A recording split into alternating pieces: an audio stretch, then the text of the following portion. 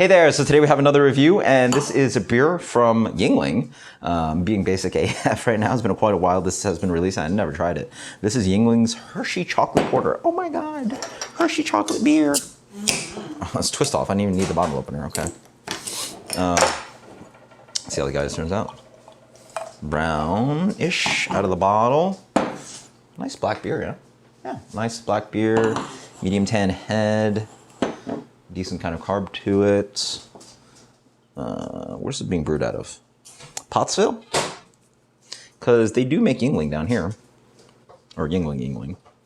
They love it. Doesn't even show ABV, does it? Huh, crazy. What a crazy world we live in. No bottling date. Porter with natural flavors.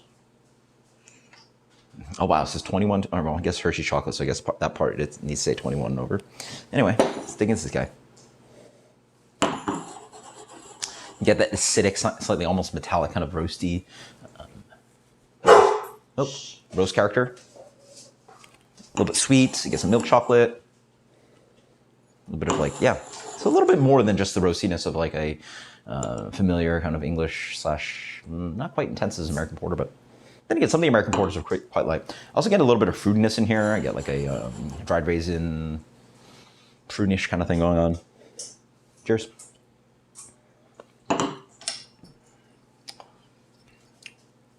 Okay, yeah, this is like a very tame American porter. American porters definitely range. Remember I did that tasting where I had Founders Porter, Sierra Nevada Porter, and Anchor Porter, and they're vastly three different beers. Yeah, crazy. This is more in that kind of like mid to low tier. I mean, Founders Porter really is just pretty much is literally an American stout that they still for some reason consider an example of BJCP porter. It's more in the range of like more familiar kind of like, again, Tame, so Founders slash, Sierra Nevada slash Anchor Porter. You get this weird kind of like, what is it? Like chalky, powdery, grainy chocolate thing that sort of sits on the palate. You get those familiar roast flavors, slightly astringent, slightly roasty, acidic, blah, blah, like all those familiar kind of roast flavors, and a little bit of dark fruit. And then it comes on, what's a good example? What's a good example? Look, if you ever finish a product that is like sort of chocolate syrup based, and you take the last sip and it's got all that gritty, like non-integrated part of the chocolate syrup or powder, that gritty part, that's sort of what you get. So it's sort of like you have a nice kind of porter and then just throw in that powder, and then like on the bottom of the glass, you're like, no, okay. And so a little bit of that kind of aftertaste goes on. Pretty basic beer. Nothing crazy going on over here, but it sort of fits the theme of what's going on. I will say though, it's really more of a traditional porter. I feel like for people that want something like this, they maybe are expecting something off the shelf that is more sweet. So maybe they could have back sweetened it a little bit more, make it a little bit more lactose-y. Maybe no lactose, but like something a little sweeter. I just feel this is more of a traditional porter. Don't think most people are going out drinking porter these days. It doesn't seem that popular, I don't think. So with a little bit of chocolate in there, does it really help? I don't think so. Then again, vastly different from something like, I remember the days of Brooklyn Black Chocolate Stout, and people were like, oh wow, black chocolate, people love black chocolate, blah, blah, blah. And A, you probably don't like dark chocolate. B, that beer is a straight imperial stout with just black malt in there, and really your chocolate, black plant malt and chocolate malt, whatever.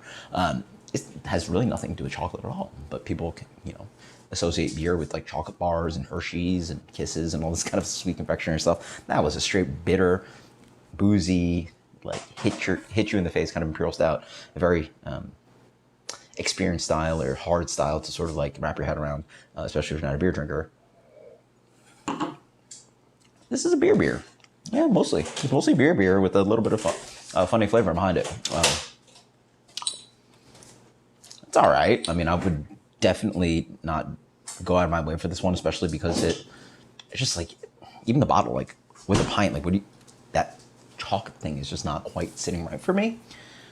In general, I also don't like just straight chocolate beers. I think chocolate's a great integration with other flavors, including vanilla, coffee, nuts, coconut, you know, all the other kind of adjuncts. By itself, I find that quote unquote chocolate porter, chocolate stouts are just not, you know. Because you can do the whole chocolate thing with just malts.